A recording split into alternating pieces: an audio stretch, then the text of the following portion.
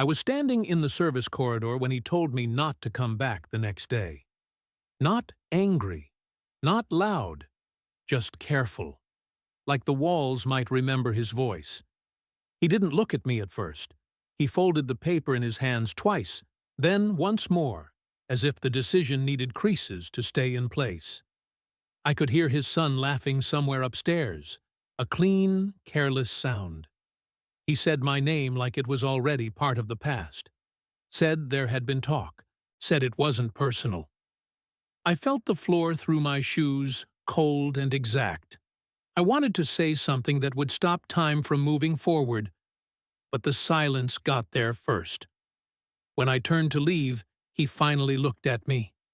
Not with doubt, with relief.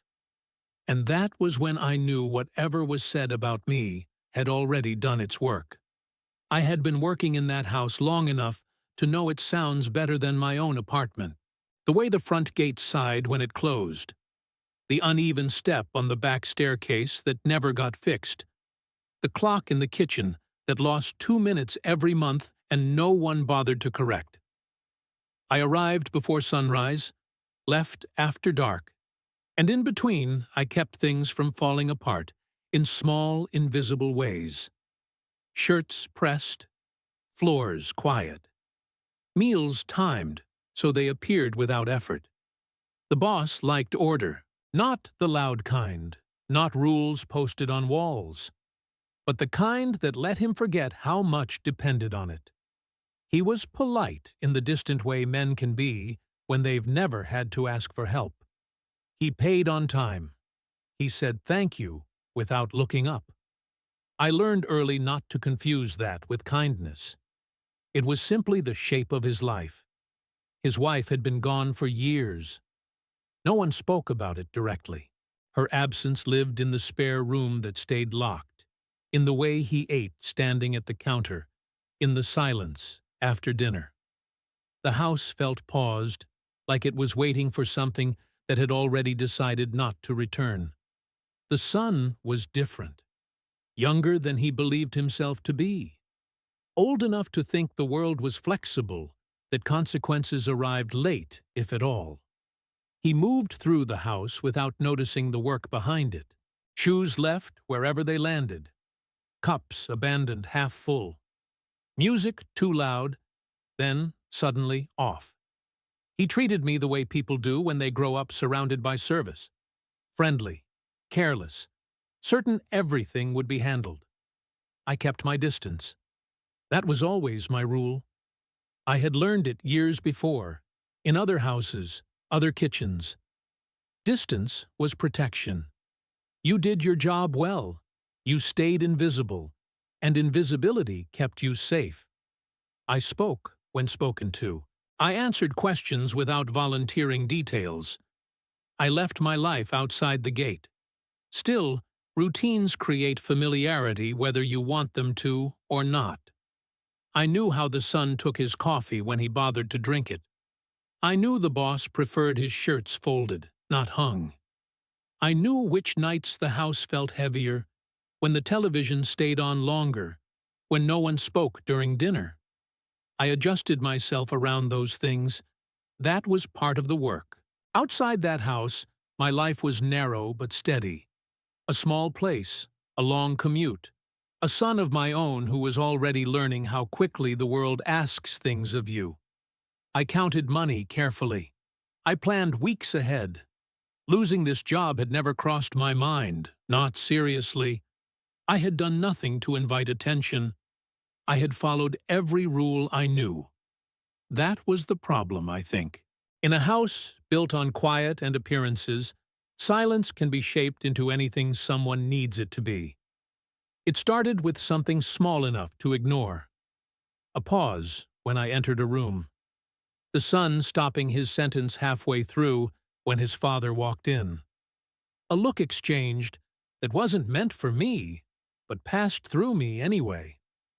I noticed it the way you notice a change in weather before rain.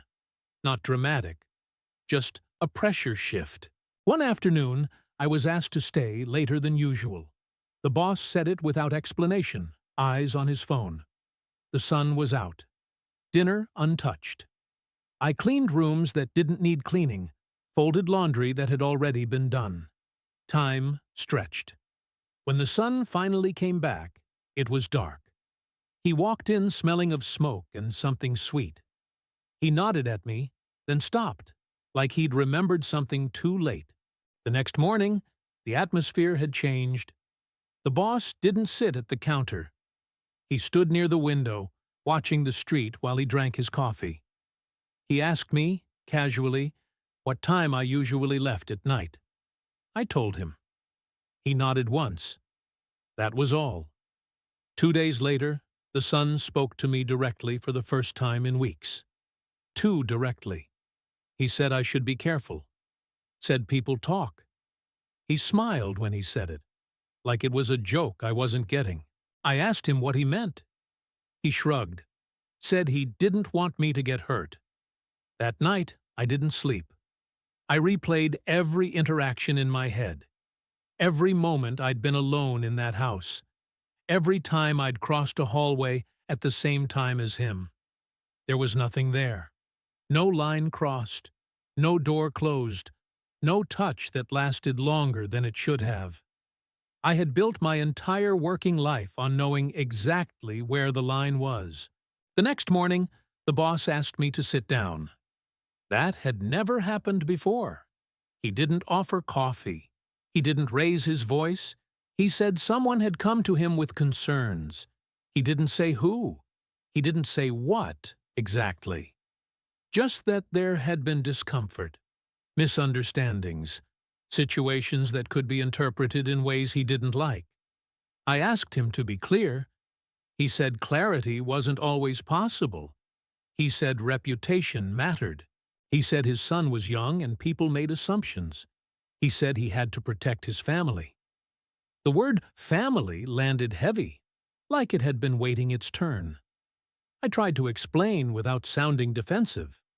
I spoke slowly, carefully, the way you do when you know every word might be weighed later. I said I respected boundaries. I said I had a child of my own. I said I had never given reason for doubt. He listened, nodding at the right moments, as if this were a formality he needed to get through. When I finished, he folded his hands. He said that even if nothing had happened, the idea that something could be imagined was already a problem. He said, trust, once questioned, rarely returns. He said it would be better for everyone if we ended things quietly. That was the moment I understood. The rumor didn't need proof. It only needed a place to land. And I was the only one in that room without protection. After that conversation, nothing officially changed. My schedule stayed the same. My pay envelope came on time. No one told me to leave yet, but the house no longer held me the way it used to. Every movement felt recorded, even when no one was watching. I became aware of my hands, where I stood, how long I stayed in a room. I counted minutes the way you count steps in the dark. The boss stopped speaking to me unless it was necessary. When he did, his voice stayed neutral, almost rehearsed. The sun avoided me completely. Doors closed before I reached them. Music cut off when I entered a space. If we crossed paths, he looked through me, like I'd already been erased. I tried to move faster, cleaner, quieter. I thought if I left no trace, nothing more could be built against me. But invisibility had shifted. Before, it was safety. Now, it felt like guilt. One afternoon, a neighbor I barely knew approached me outside the gate. She smiled too widely, asked how long I'd been working there, said the son was lucky to have help. Her tone carried something else. Curiosity sharpened into interest. I answered politely, then walked away with my chest tight. The rumor had moved past the walls. At home, my own son noticed the change before I said anything. He asked why I was washing the same dish twice, why I sat staring at nothing after dinner. I told him work was stressful. I didn't tell him I was afraid. Fear, I'd learned, passes easily from parent to child. The boss's sister visited that weekend. I'd seen her before, rarely. She watched me closely, asked questions about my routine, my commute, my hours. She didn't wait for full answers. When she left, the boss didn't meet my eyes for the rest of the day. By then, I knew what was happening. They weren't deciding if I should go.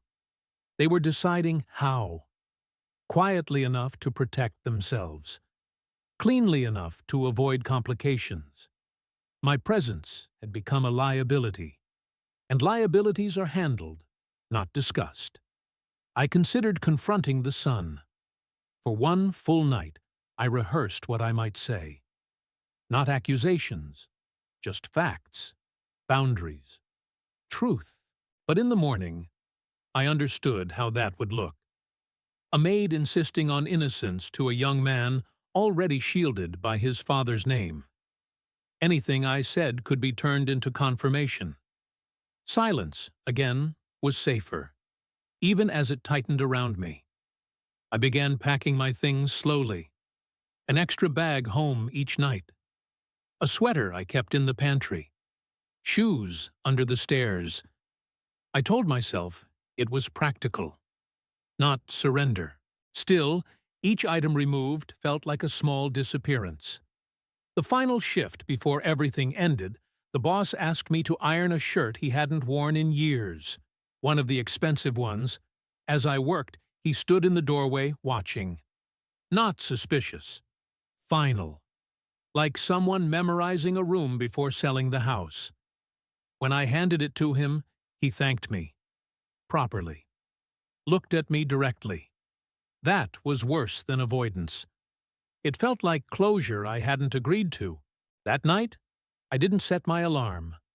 I lay awake listening to the city, aware that by morning, my place in that house would be resolved, with or without my consent. He called me into the service corridor early, before the house was fully awake. The light was still thin, the kind that makes everything look unfinished. He was already dressed for work, jacket on, keys in hand. It told me this had been decided before I arrived. He didn't ask me to sit this time. He stood close enough that I could smell his cologne, something clean and deliberate. He said he'd thought about it all night. Said the situation had become uncomfortable. Said people were starting to notice things that shouldn't need noticing. I told him, quietly, that there was nothing to notice. That there never had been. My voice didn't shake, and that surprised me. I wasn't pleading. I was stating something simple, like the weather. He nodded, the way someone does when they've already moved past the point of listening. He said he believed me. That was the word he used. Believed. Then he said belief wasn't enough. Appearances mattered. He had a responsibility. He couldn't risk misunderstandings becoming stories. I asked him if his son had said something specific. He hesitated just long enough to answer without answering. He said his son didn't need to say anything. He said sometimes silence was confirmation. That's when I understood what was being protected, and who wasn't. He handed me an envelope. Thicker than usual. Severance, he said. He'd added extra, out of respect. He said he hoped I'd understand. He said he wanted this to end cleanly. From upstairs, a door closed. Footsteps crossed the floor. The sun didn't come down. He didn't need to. His absence was already doing the work. I looked at the envelope, then back at the boss. I could have argued. I could have raised my voice, named the unfairness of it all. But I saw how ready he was for resistance, how easily it would confirm everything he needed to believe. So I did the only thing left to me. I took the envelope. I thanked him. I said I'd collect my things. He exhaled. Just once. Relief. Unguarded. As I walked toward the back stairs, I heard him unlock the front door. Life continuing. schedules intact, the house already rearranging itself around my absence. At the bottom step, I paused, not because I expected someone to stop me, but because leaving without being seen felt like the final agreement. I straightened my shoulders, opened the door myself, and stepped out into the morning. The gate closed behind me with the same tired sound it always made, only this time it wasn't opening again. For a while, I kept waking up before dawn, my body still trained to that house. I would sit on the edge of my bed and listen for sounds that weren't there. The gate, the clock, the soft beginning of someone else's day. Then I'd remember. And the remembering was always heavier than the loss of the job itself. I found other work, not right away, but eventually. Different houses, different rules. I became more careful than I'd ever been. I avoided hallways when I heard footsteps. I kept doors open, even when privacy would have made the work easier. I learned how quickly a life can be narrowed by something that never happened. The money from the envelope carried me through the worst weeks. I used it for rent, for groceries, for my son's school things. I never told him the full story. I said the family I worked for no longer needed help. That was true, in the way truths are shaped to survive. Once, months later, I saw the boss in the street. He was with his son. They passed me without recognition, or maybe they recognized me and chose not to show it. Either way, they didn't slow down. The son was talking, animated, unburdened. The father listened, attentive, protective. They looked intact. I stood there longer than I meant to, holding a bag of vegetables, watching them disappear into the crowd. There was no anger in me by then, just a quiet understanding of how easily balance is preserved when weight is removed from one side. Some nights, when the city is still, I think about that house. Not with longing, with clarity. I remember the locked room, the uneven step, the clock that lost time. I think about how order is often built on someone else's silence. What remains isn't a lesson. It's a memory I carry carefully. A reminder that dignity can be taken without a sound, and that surviving it doesn't look like justice. It just looks like continuing.